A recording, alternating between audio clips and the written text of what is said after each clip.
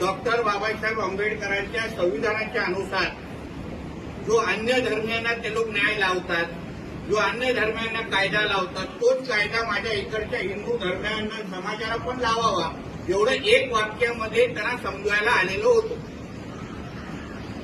ते जे काही ज्या पद्धतीने आपल्याबरोबर वागलं जात आहे, आम्ही पोलीस डिपार्टमेंट मधल्या सगळ्या अधिकाऱ्यांच्या विरोधात नाही, पण त्याच्यातले काही सडके आंबे आहेत आणि त्या सडक्या आंब्यांमुळे डिपार्टमेंट तर बदनाम होतच, पण त्याचबरोबर आमचे गृहमंत्री आदरणीय देवेंद्र फडणवीस साहेब पण बदनाम होतात.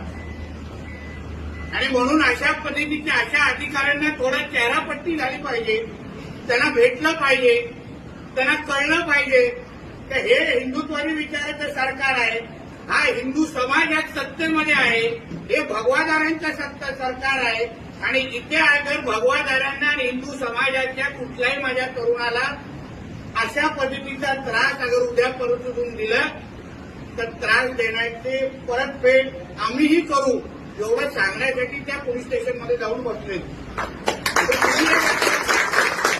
आज आपल्या गणरायाच्या ज्या गणरायाला आपण घरी आणतो, आपले सगळे सुखदुःख सांगतो, आपली श्रद्धा दाखवतो, आपली पूजा अर्चना करतो, त्या गणरायाच्या मूर्तीवर अगर कोण दगड मारत असेल, विसर्जनावर दगड मारत असेल, तर हिंदू धर्मावर येणारं हे आव्हान तुम्ही लोकांनी समजलं पाहिजे.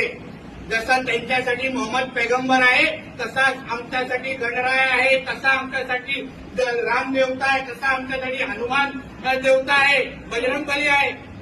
आणि एवढा असताना ते अगर त्यांच्या धर्मासाठी टोकाची भूमिका घेऊ शकतात, तर आम्ही लोकांना घेण्यासाठी काय घोडे मारले जातात हे मला आतापर्यंत कळलेलं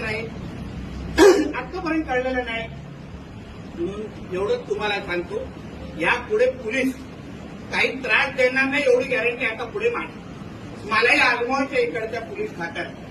आम्ही काही चूक नसताना अगर आमच्यावर चुकीच्या केसेस तुम्ही टाकल्या तर आमच्याकडे पण फोन आहेत वरती करण्यासाठी. आम्हाला पण माहिती आहे कोणाचे फोन तुम्हाला आले पाहिजे, पण इथला हिंदू समाजाने आपला कडवटपणा आणि कट्टरपणा तुम्हाला दाखवायलाच लागेल. तुम्ही एकदा आम्हाला लोकांना आजमावून दाखवा. बघा, तुम्ही त्यांच्या अंगावर गेलात तर तुम्हा लोकांना सुखरूप घरी पोहोचवण्याची जबाबदारी आया निकेश राणेची असेल. हा शब्द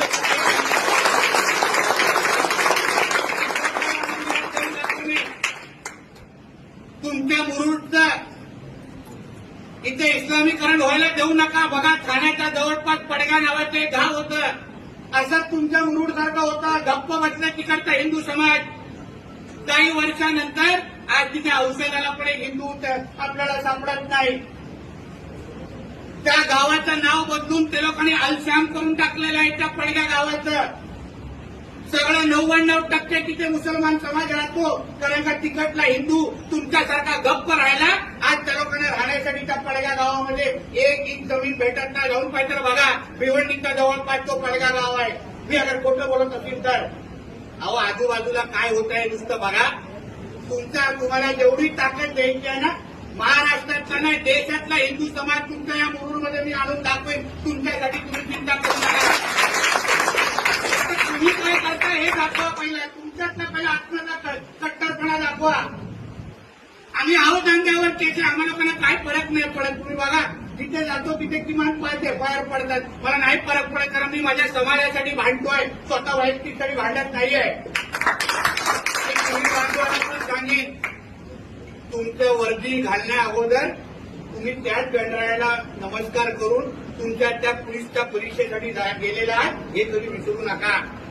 त्या गणरायाने तुम्हाला आशीर्वाद दिला आणि म्हणून ही वर्दी आलेली आहे. आणि त्या तुमच्या नजरेसमोर कोणत्या गणरायाच्या विसर्जनावर अगर मिरवणुकीवर अगर दगड मारत असेल तर तुम्ही त्या गणरायाच्या समोर नमस्कार परत करू शकाल का, हे माझ्या पोलीस बांधवांना मला मुद्दामून या निमित्ताने विचारायचं आहे.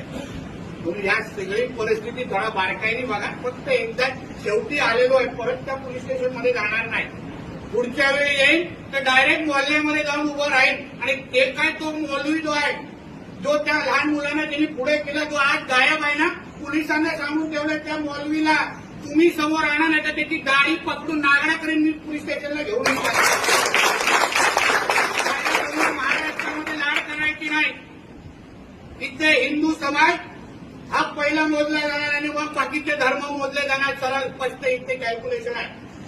म्हणून तुम्ही त्या पद्धतीने ताटात वागायला शिका. आपण आपला देश आहे, हा हिंदू राष्ट्र आहे. 90% इथे हिंदू राहतात. हे उरलेले 10-12% मध्ये आहेत. बाकी काय जास्त मोठी संख्या नाही आहे.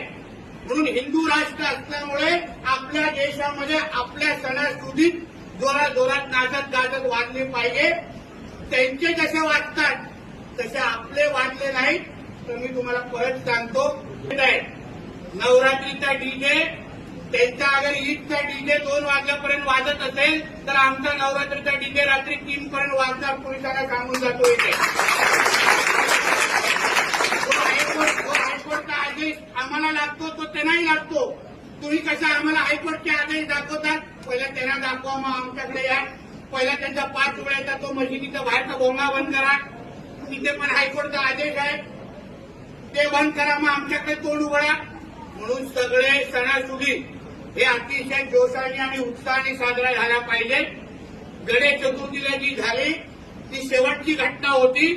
यापुढे आमच्या गणेश चतुर्थीच्या कुठल्याही हिंदू सणाच्या कुठल्याही मिरवणुकीवर कोणी दगड मारलं तर दगडी मारणारे कोणी असतील तर त्याला ते 2 पायावर परत त्यांच्या अब्बाकडे गेले नाही पाहिजे, एवढी गॅरंटी तुम्ही सगळे देणार की नाही? लागणार तुम्हाला निश्चित झाले द्यायला. खिशातलं औषध बाहेर काढा आणि टोचून टाका तिकडे. बाकी बघण्यासाठी आहे ना इकडे. कळलं ना तुम्हाला? जास्त डिटेल्स सांगत नाही, कॅमेरा चालू आहे.